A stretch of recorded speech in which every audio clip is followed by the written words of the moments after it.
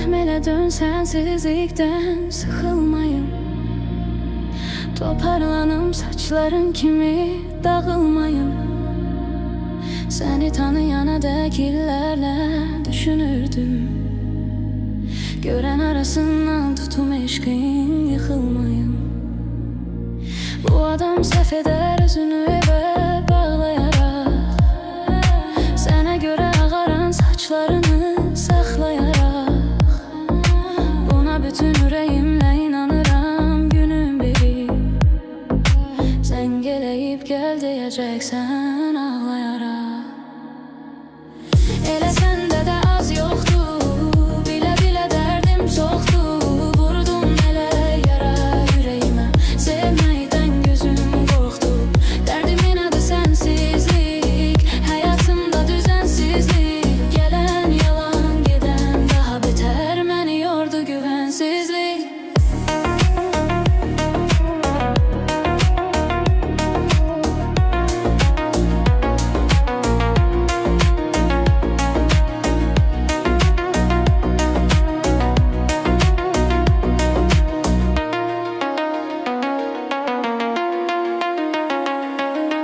Haçansa yaranar qayıtmağa cəsarətin. Qorxuram o gün unudulmuş olar məhəbbətin.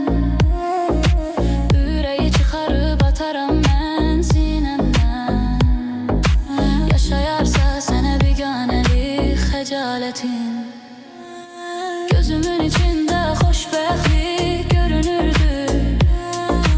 Bəxtim axır güldüm deyərək öyünürdü. Mənə hər kəsin etdiyini necə etdin axı. Səni bu adam onunla fərqli düşünürdü.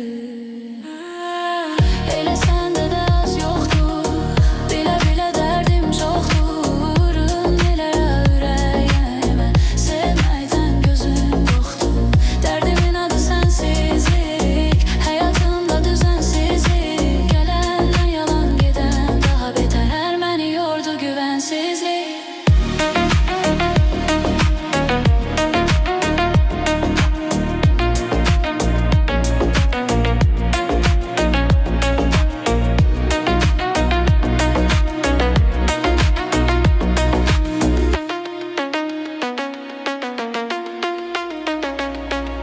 Rəhm elə dön sənsizlikdən sıxılmayım.